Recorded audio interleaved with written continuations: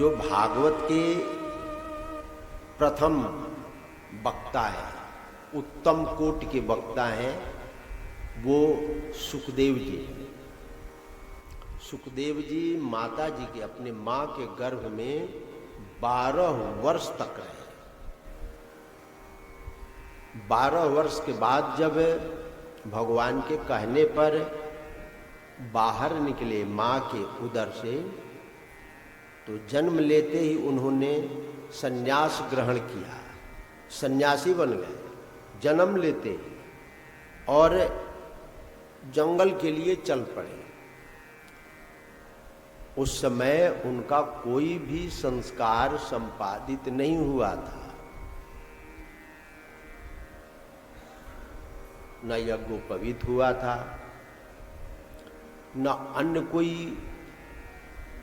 संस्कार संपन्न हुए थे, और वो जंगल के लिए चल पड़े। तो उनके पिताजी देखे कि ये जंगल के लिए जा रहे हैं, तो पुत्र के प्रति मोह था। उस मोह के कारण वो व्याकुल होकर के हा पुत्र कहकर जोर जोर से पुकारने लगे। तो सुखदेव जी ने कोई उत्तर नहीं दिया, लेकिन वृक्षों ने उत्तर दिया कि अब ये सुखदेव जी केवल आपके ही पुत्र नहीं हैं, संपूर्ण भूतों के हृदय में निवास करने वाले हैं। ऐसे सुखदेव मुनि को हम लोग नमस्कार करते हैं। ये कथा वैष्णव क्षेत्र नैमिषारण्य में सूत सौनक संवाद, एक ऋषि थे जिनका नाम था सौनक। तो सौनक जी के शिष्य थे 88,000।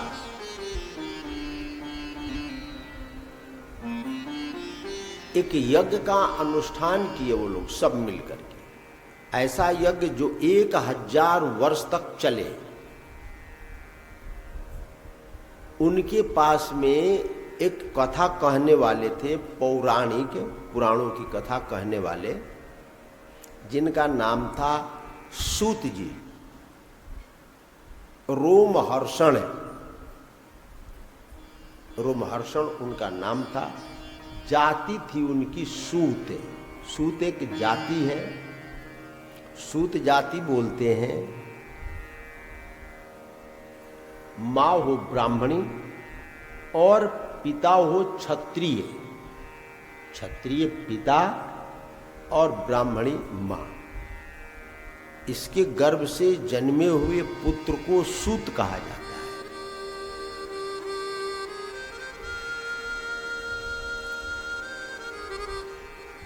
तो सूत जी पुराणों के ज्ञाता थे। जितने पुराण हैं सभी पुराणों के ज्ञाता थे, जानकार थे, पढ़े थे। तो वो पहुंच गए नैमिषारण्य में, और जब सौनकादि ऋषियों ने देखा तो सौनकादि ऋषियों ने प्रार्थना किया, निवेदन किया कि आप यहीं पर ठहरिए, हम लोग 1000 वर्ष तक चलने वाले एक यज्ञ का अनुष्ठान किए हैं। अब ये समय बच जाए तो हम लोग क्या करेंगे, तो आप हमको कथा सुनाइए, ऐसी कथा सुनाइए मम कर्ण रसायनम, जो कान को सुनने में प्रिय लगे और कथा सुन करके कल्याण भी प्राप्त हो, कल्याण भी हो। ऐसी कथा, दोनों काम करें, सुनने में भी अच्छा लगे और कल्याण भी हो। तो कहे कि ऐसा ही हम कथा आपको सुनाते हैं। कालो ब्यालो मुखो ग्रासो त्रासो निर्णास हेतु, हम जो कथा सुनाने जा रहे हैं ये कथा मृत्यु भय को नष्ट कर दे। इस संसार में जानते हैं सबसे बड़ा भय क्या चीज है? सबसे बड़ा भय है कि कहीं हम मर न जाए। सबसे बड़ा भय मृत्यु भय माना गया है। संसार में जितने भी भय हैं, A to Z, सब भय से बड़ा है मृत्यु भय। मृत्यु भय समाप्त हो जाए तो सब भय समाप्त हो जाता है। और मृत्यु भय के नाश को ही कल्याण कहा जाता है। कल्याण का मतलब है कि अब मौत से डर न लगे। जब सुखदेव जी ने राजा परीक्षित को 7 दिन तक कथा सुनाई और फिर पूछा कि आप और क्या सुनना चाहते हैं, तो परीक्षित जी ने कहा था भगवंश तक्षका दिव्यो मृत्युभ्यो न विभिम्यहम्। 7 दिन के बाद निर्णय दे दिया कि अब हमको मृत्यु का भय नहीं है। मृत्यु का भय नहीं है, इसलिए अब हमको कुछ सुनना ही नहीं है। यदि मृत्यु भय नष्ट हो जाए तो उसको जप करने की जरूरत नहीं है ना, तप करने की जरूरत नहीं है, तीर्थ करने की जरूरत नहीं है, समाधि लगाने की जरूरत नहीं है, उसको कुछ करने की जरूरत नहीं है। उसको कृत कहा जाता है, कृतार्थ है। मृत्यु भय खत्म।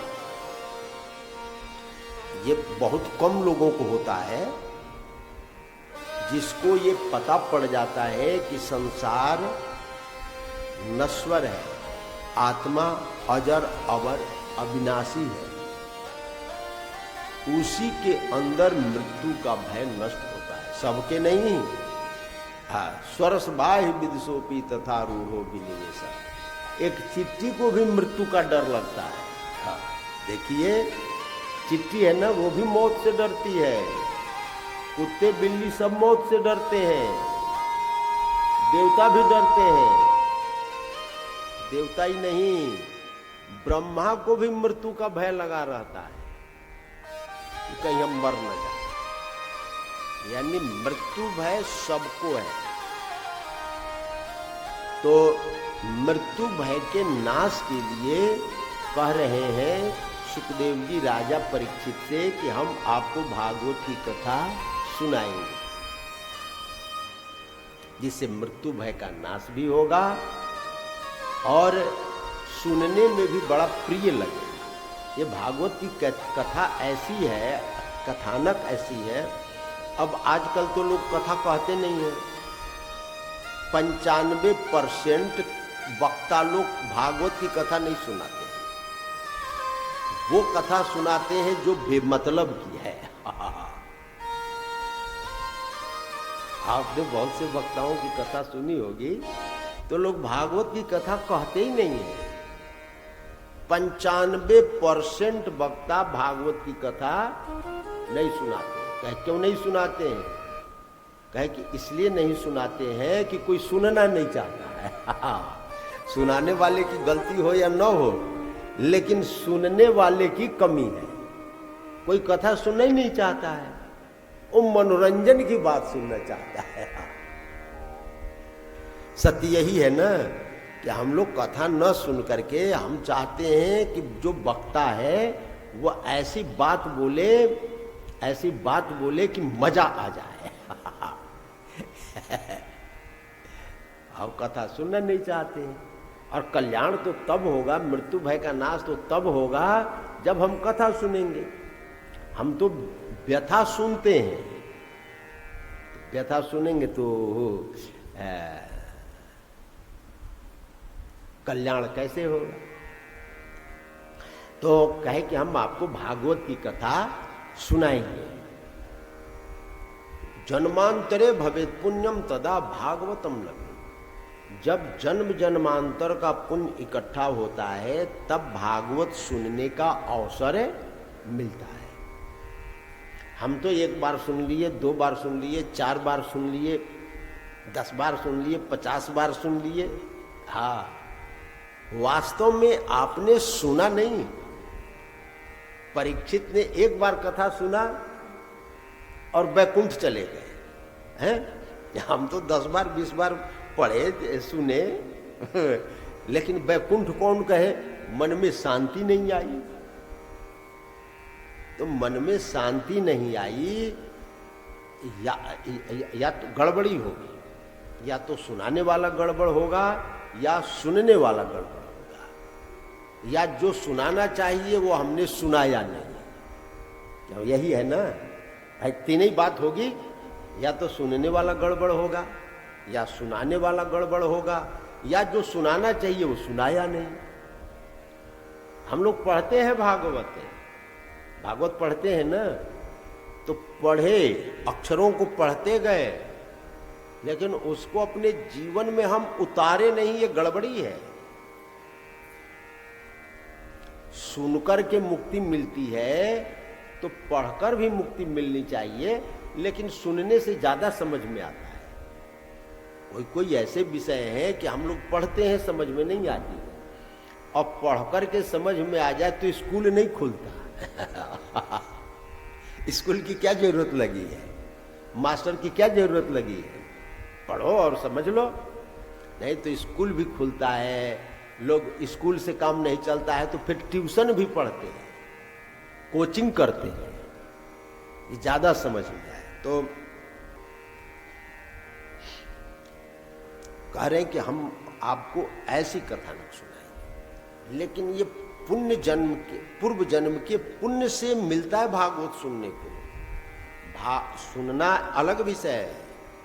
अब बहुत से तो मजबूरी में सुनते हैं कि अब आए हैं, 7 दिन यहाँ पर रुकना है, 7 दिन कथा चलेगी, अब कहाँ जाएं, तो बैठे हुए हैं, या मजबूरी में क्या मनोरमा जी ने बुलाया है तो भाई अब तो बैठना ही पड़ेगा जबरदस्ती।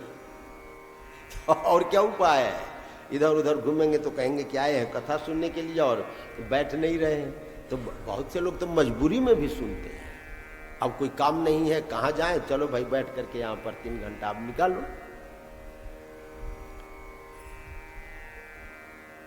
सुनने का अवसर भी मिले और सुनने में रुचि भी, मन भी लगे, तब फल मिलेगा ना। जब राजा परीक्षित है, ये इतनी दुर्लभ वस्तु है कि राजा परीक्षित को सुखदेव जी कथा सुनाने लगे तो देवता लोग आए। कहां से? स्वर्ग से। देवता, मनुष्य लोग रहते हैं इस पृथ्वी के ऊपर। मनुष्य जो जन्म ले और मरे, प्राणी श्वास ले और श्वास न चले तो मर जाए, ऐसे लोग रहते हैं पृथ्वी पर। और जो स्वर्ग में रहते हैं उनको श्वास नहीं लेना पड़ता है। अब उनके हार्ट नहीं होगा, हार्ट को खून नहीं होगा, खून होगा तो उसमें ऑक्सीजन भी चाहिए, तो श्वास नहीं लेना पड़ता है वैकुंठ स्वर्ग में। ऐसे प्राणी रहते हैं, उनको स्वर्गीय बोलते हैं। जो स्वर्ग में रहे वो स्वर्गीय बोले, और जो यहाँ पर रहे, मृतलोक में रहे, उसको मर्त प्राणी बोलते हैं। प्राणी बोलते हैं जिसमें श्वास प्राण आए और जाए। आता है ना, श्वास लेते हैं फिर छोड़ते हैं, आए जाए श्वास, उसको बोलते हैं प्राण। तो स्वर्ग लोक से देवता लोग आए। जब कथा सुनाने लगे सुखदेव जी राजा परीक्षित को, तो देवता लोग आए और अमृत का कलश लेकर आए। सुधा कुंभम गृहीत्वैव देवास तत्र समागमन, अमृत का।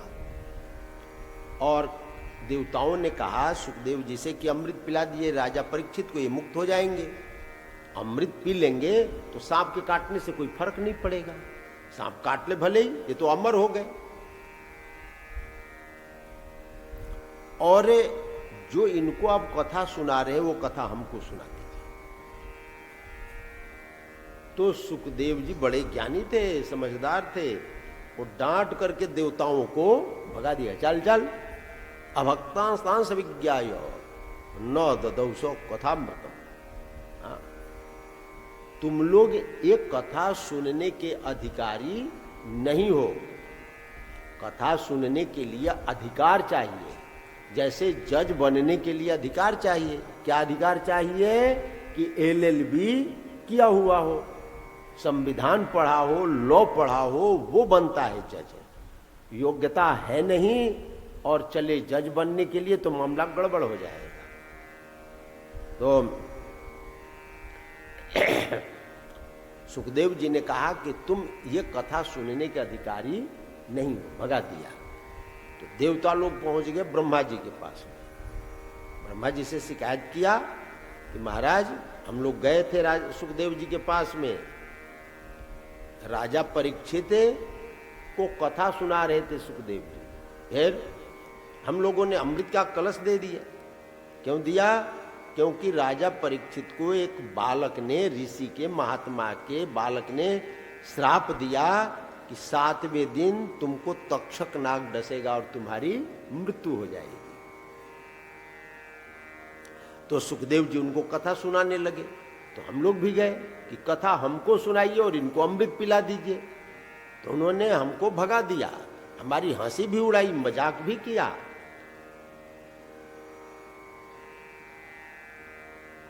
तो आखिर ये भागवत क्या चीज है? कहे कि 7 दिन ठहरो। कथा 7 दिन में होती है ना, तो आज पहला दिन चालू हुआ है, 7 दिन ठहरो, तब पता पड़ेगा ना कि भागवत की क्या महिमा है।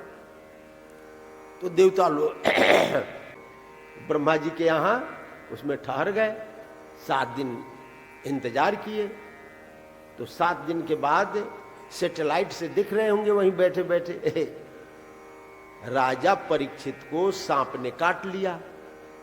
और सांप के रूप में नहीं गया था, द्विज रूप प्रतीक्षण काम रूप दशनिपम। वो जो सांप था, वो सांप नहीं कि फड़ लेकर के, ऐसा नहीं था, वो ब्राह्मण के रूप में गया था। आप लोगों को पता हो या ना हो, राजा परीक्षित को डसने के लिए जब तक्षक नाग गया था, तो सांप के रूप में नहीं गया था, ब्राह्मण के रूप में गया था। मैं नहीं बोल रहा हूं, ये भागवत में लिखा हुआ है। तो डस लिया और राजा परीक्षित मर गए।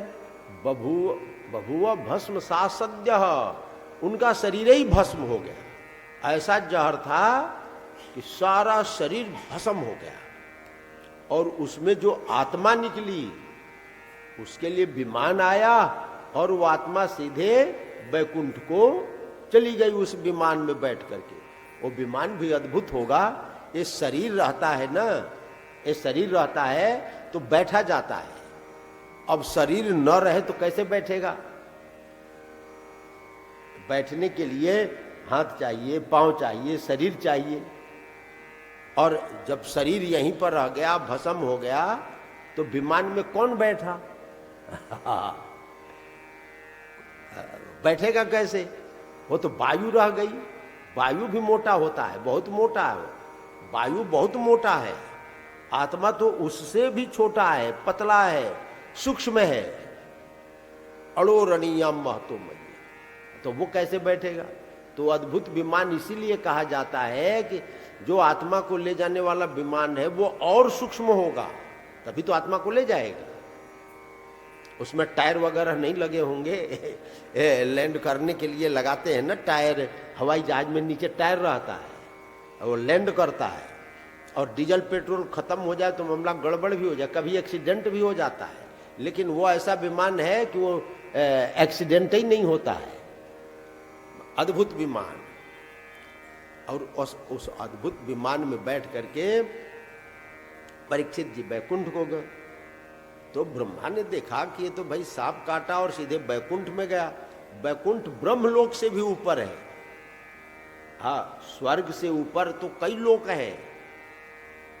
या हम लोग गंधर्व लोक है, देवताओं का लोक है, फिर स्वर्ग लोक है, स्वर्ग लोक के आगे फिर बृहस्पति का लोक है, फिर प्रजापति का लोक है, फिर ब्रह्मा का लोक है, और ब्रह्मा के ऊपर और लोक हैं, कई लोक, और सबके ऊपर है बैकुंठ।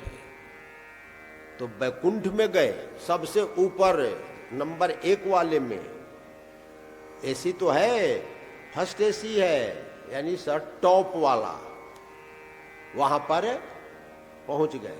तो सब लोगों ने देखा, ब्रह्मा आदि, ये तो भाई हम लोगों से ऊपर गए, परीक्षित जी। सबको बड़ा आश्चर्य हुआ कि भाई ये कथा सुने और चले गए बैकुंठ को, तो ये कथा क्या चीज है? तो कहे कि जरा तौलो, इसमें कितना वजन है। तो तौलते हैं ना वजन के लिए कि कितना वजन है भागवत में। तो ये तराजू लिए, एक पलड़े पर भागवत को रख दिया और दूसरे पलड़े पर जितने साधन है बैकुंठ में जाने वाले, बहुत से साधन है। योग है, योग से भी बैकुंठ जाते हैं, समाधि लगाते हैं ना, कैवल्य को प्राप्त करते हैं, वही बैकुंठ मान लीजिए। योग है, यज्ञ है, जप है, जप करते हैं ना माला लेकर के, तप है, स्वाध्याय है, और जितने साधन है सबको एक पर रख दिया, और एक पर रख दिया भागवत को। लेकिन ये भागवत ऐसा था भारी, इतना भारी, लघुन्यन्यानि जाता गौरवीण इदम, इतना भारी था, इतना भारी था कि ये जितने साधन थे ये सब मिलकर भी भागवत की बराबरी नहीं कर सके। तो ऋषियों को बड़ा आश्चर्य हुआ कि भाई इतना भारी है, इतना भारी है कि सब मिलकर भी बराबरी नहीं की।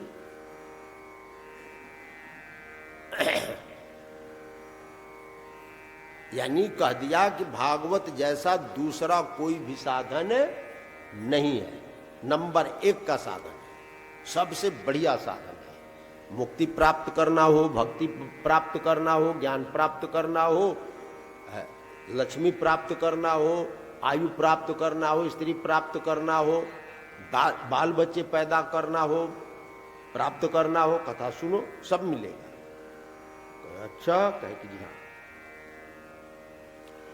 तो कहे सप्ताह श्रवण की विधि कब और कैसे चालू? सप्ताह श्रवण विधि कुमारस्तस्य भाषा। तो कहे कि सबसे पहले 7 दिन के अंदर है, ये कथा को 7 दिन में सुन लेना चाहिए। नहीं, ऐसा तो कोई नियम नहीं है, दीनानाम नियमो नास्ति सर्वदा श्रवणम मतम, हमेशा ही सुनना चाहिए। लेकिन 7 दिन का ही क्यों फार्मूला दिया? ये फार्मूला है, फार्मूला क्यों दिया? इसलिए दिया कि हम लोग बहुत दिन तक काम धंधा नहीं छोड़ सकते हैं। इसको 1-2 साल का अनुष्ठान करें तो इतने दिनों तक अपने घर को नहीं छोड़ सकते हैं, परिवार को नहीं छोड़ सकते हैं, काम व्यापार को नहीं छोड़ सकते हैं, खेती पाती नहीं छोड़ सकते हैं। तो कहा कि 7 दिन का, 7 दिन का जो समय है, 7 दिन बहुत है। तो इसलिए फार्मूला दिया कि भाई 7 दिन सप्ताह श्रवण विधि। और सबसे पहले कुमार, नाम सुने हैं कुमार का? कार्तिकेय को भी कुमार कहा जाता है, शंकर जी के बेटा हुए, नाम सुने हैं? कार्तिकेय, उनको भी कुमार कहा जाता है। और एक कुमार और है, वो ब्रह्मा जी के बेटा है, शंकर जी के बेटा को भी कुमार कहा जाता है, और ब्रह्मा के बेटा को भी कुमार कहा जाता है। ब्रह्मा के बहुत बाल बच्चे हुए, अब विष्णु भगवान के बाल बच्चे हैं कि नहीं, ये थोड़ा समझना पड़ेगा, है मामला गड़बड़ है।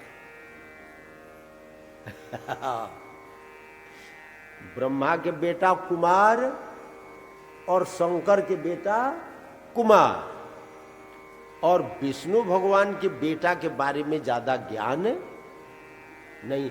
बताते हैं कि लक्ष्मी जी को कोई बेटा ही नहीं हुआ, कोई बेटी नहीं हुई, ऐसा लोग कहते हैं कि लक्ष्मी को बाल बच्चे नहीं हुए हैं। ये सुने हैं बात है। अब उनके बाल बच्चे कौन है पता नहीं। तो